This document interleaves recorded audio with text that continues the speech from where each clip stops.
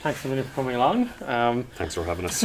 So just to introduce, this is Sean, John and Alan, director, juror and the creature. So thanks so much for I wanted to start the Q&A by actually asking you about the charming Kickstarter video that you made. Because I remember that really kind of hit me, it resonated with me when you put it out. It was very well done. And just tell us about that, about starting the crowdfunding kind of enterprise for it. Yeah, I suppose I was aware that having a catchy video was very important. You know, like there's so many people these days trying to raise money through Kickstarter, funded all of those, and if you want to stand out from the crowd, you got to do something memorable. So actually, for people who might have seen it, the video, it was kind of like a mini short film of itself, starring Irene, but is it canon? Is she the same character? Who knows? But and you're obviously talking to camera, but there was a nice little effect where she decapitates you, or well, she cuts my throat. Oh, yeah, that's it. There you go. Cutthroat razor. And but how did you find actually? Because obviously, mounting a production like this is a huge thing. You obviously needed the funding. It becomes its own kind of separate job almost. How did you find that whole thing? It's definitely tough. You know, I knew at the start everyone was saying it's a full-time job running a funded, and that that you need to be working on it every single day. And when someone says it to you, you kind of think, it'll be grand, just put it out or whatever. But you realise, there's more to it. You need to target what you're doing, and you need to knuckle down as well. You do, and you want to spread it out as wide as possible. I mean, you don't want to be like hitting up the same people all the time. You want to spread it to, in my case, horror fans, and that's I wanted to spread the net to global horror fans, but it's hard to do it because you've got to find the ways of getting those posts out there and tweets and articles in the paper and all those sort of things. It's a full-time job. It is, as you know yourselves. It's not an easy thing, any funded campaign. So actually, when you sat down to write the script, because obviously you wanted to make a horror feature, as you were saying earlier in your introduction, it does kind of have sort of like archetypal kind of elements, like even down to like the final girl sort of idea. So when you're setting out, were you confident in kind of like leaning into those kind of archetypes, or what was the sort of inspiration for it, or the process? I was like, I know every genre has tropes, and none more so than the horror genre, and I didn't want to be.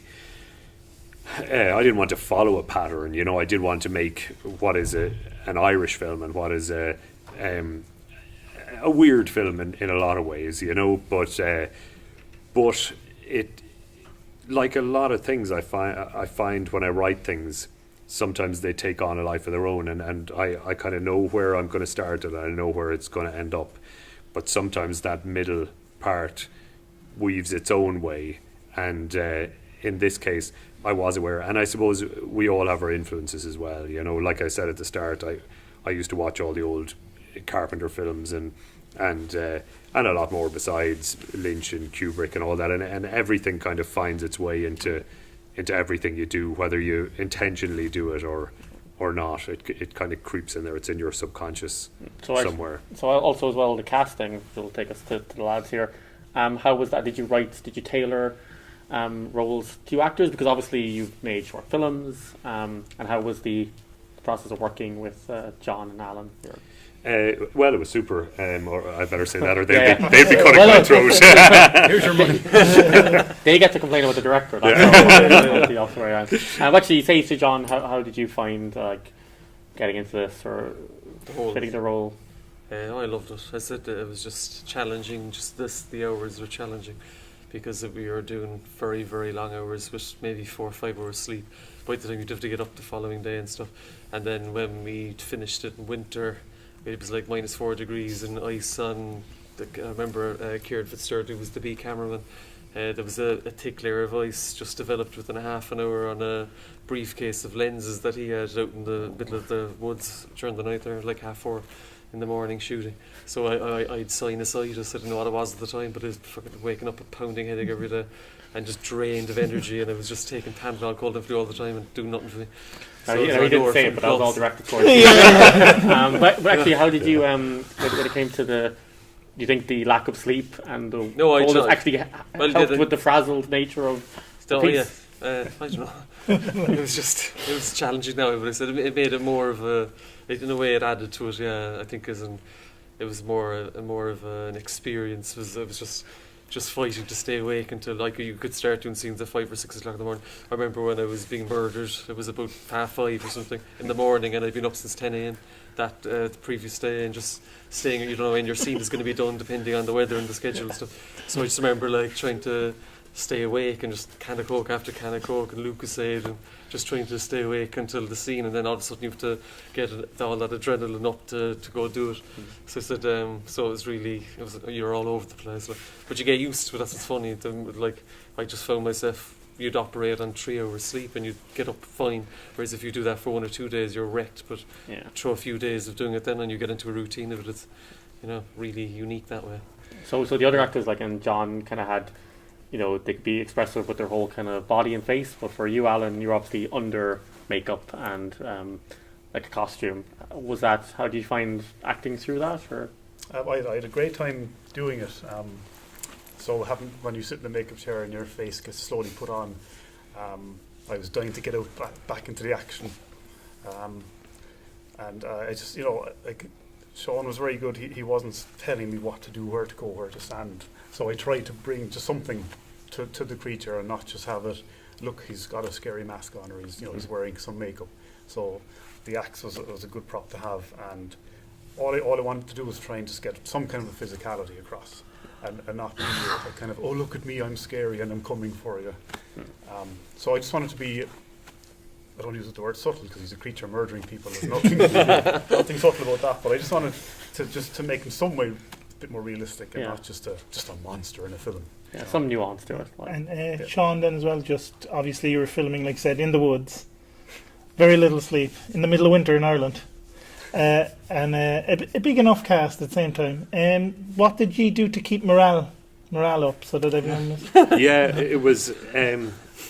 Funnily enough, it did end up being kind of like a retreat, because I suppose there was no one sitting back. Like, everyone was putting in those hours. And the funny thing was, before we started at all, I was absolutely adamant that everyone is getting 8 hours sleep. That was the one thing I was adamant about. I thought we can shoot for however long, but everyone's going to get 8 hours sleep. But of course, didn't work at all.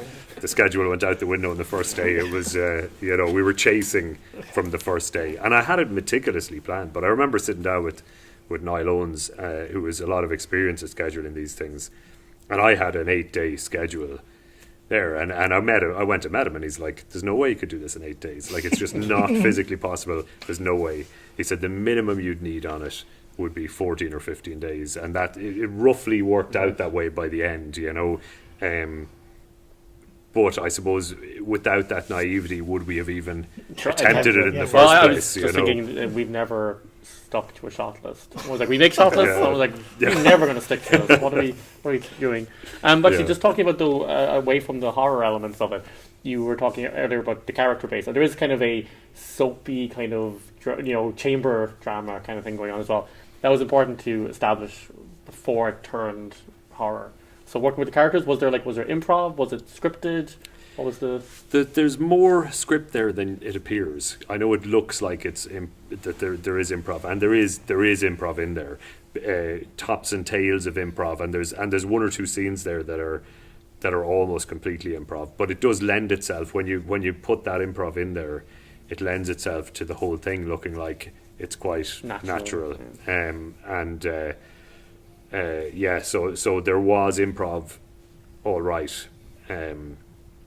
And I was happy enough I wasn't religious about the dialogue once we were going in the right direction. The scenes needed to end in a certain place, or they needed to go in a certain direction, and once that was happening, we just let it go. Cool. We'll throw it to the crowd if anyone has any questions for the lads. Does anyone? Yeah. What woods was it filmed in? I don't think it's an actual woods. It's about 70 acres of forest that's around the house, and the owners of the house own all the land too.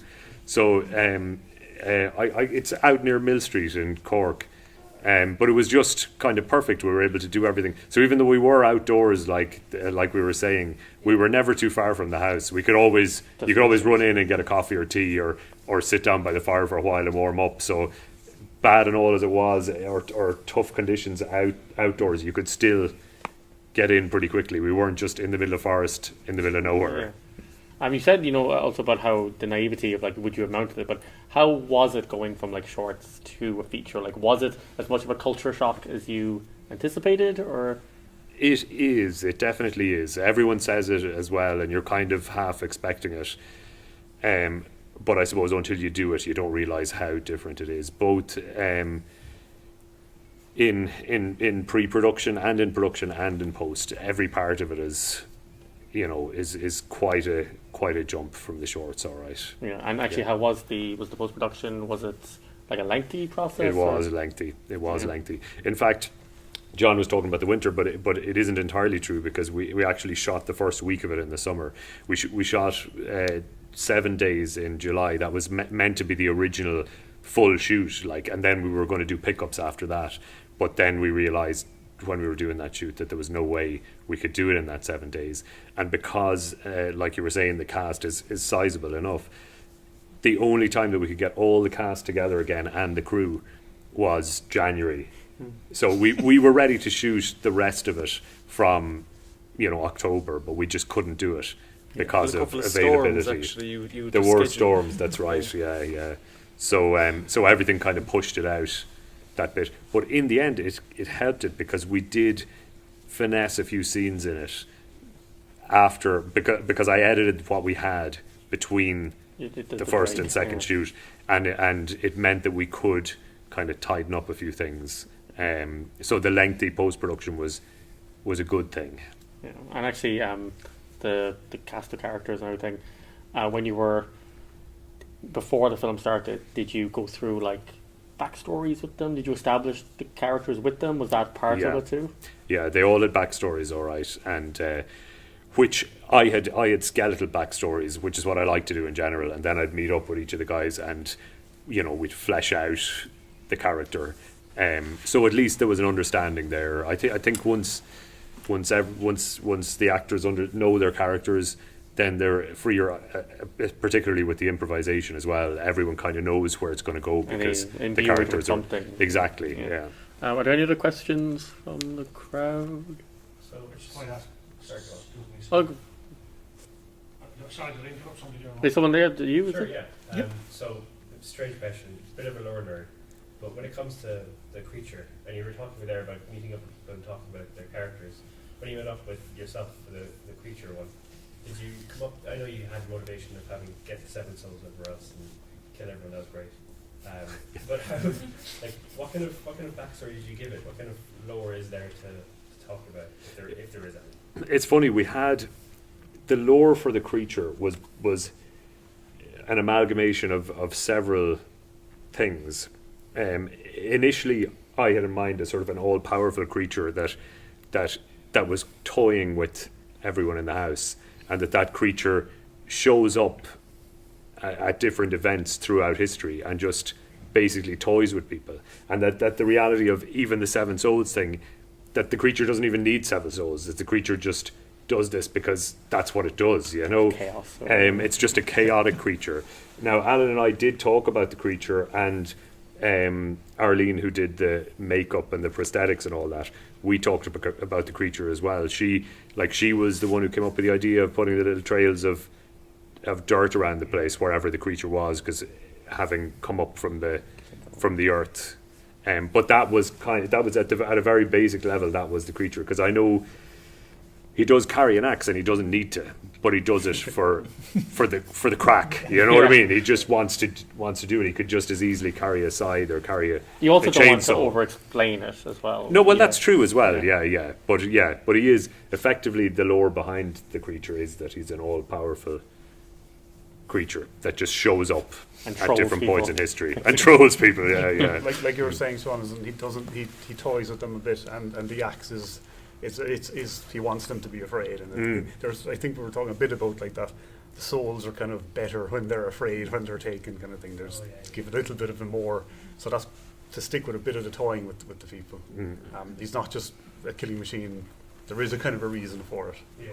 I also like, though, that something like even if it's not true, the seven souls, like seven has all those like connotations as a number. Like you could absolutely. definitely interpret something Yeah. from that. Yeah, no, it's true. Paul, was that a question? Apologies, I for starters, I was late coming in because I was doing something else here. No, I did watch your film and clapped you, brilliant film. It was a few months ago I watched it. No, I came in and I just got the last few scenes of it. Had you with Netflix or who showed it? Did you have a different cut? Was there a different cut? Did I pick it up wrong at the end? Was there something different that I didn't see? Unless you saw a very early version, there was a like that is the main cut, right? Now, having said that, it is on Sky and it's on Amazon and iTunes and all that, and sometimes they cut little bits of it, sometimes they do. So I'm not sure. I haven't watched it on Sky or Amazon myself. Amazon, sorry, I saw it on Yeah. But if you're saying it's different, I must look at it just to see, because I haven't looked at it on all because it's on multiple platforms. completely wrong. Yeah. I was trying to catch where I was. Yeah. Oh yeah, because that is that is the cut of I thought it was it. Well, funny that's thing, my though, cut that of it it could just anyway. randomly end with like Claire turning in the bed or something. That could be it. I don't, yeah. In the one I watched, there was no monster, Man was the real monster. But actually, how the distribution actually is very interesting. That was a congrats for getting that as well. Cheers. And how did that come about? And you got to write up Kim Newman. Which is great. That's as good as that's pretty big. Absolutely, I thought I could retire after that. So again, never gonna it's achieve being it again. seen. So how do you feel about that? And It's brilliant. It's brilliant. Like, obviously, you make a film to get it to as wide an audience as possible, and it is brilliant that it's been seen, and it is brilliant the reception that it's gotten.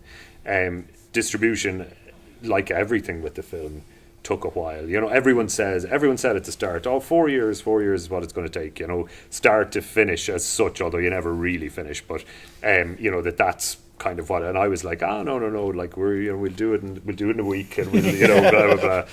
And it has certainly taken a long time between everything, but obviously it's worthwhile. I suppose it's just our expectations were different, but it is great to have it out there. We had been contacted by a few distributors over time, and like that, it's a slow process. But Helen from Left, who is distributing it, the minute she saw it, she wanted it. There was no humming and hawing. It was like, I want it, and I'll put it in the States and Canada and Ireland. And must have been very kind of gratifying for like just having that confidence, that complete. Absolutely, it was. That's fantastic. Any other questions? Just obviously doing your first feature, is there any big lesson you would have learned, say, that you'd bring to going on to the next project?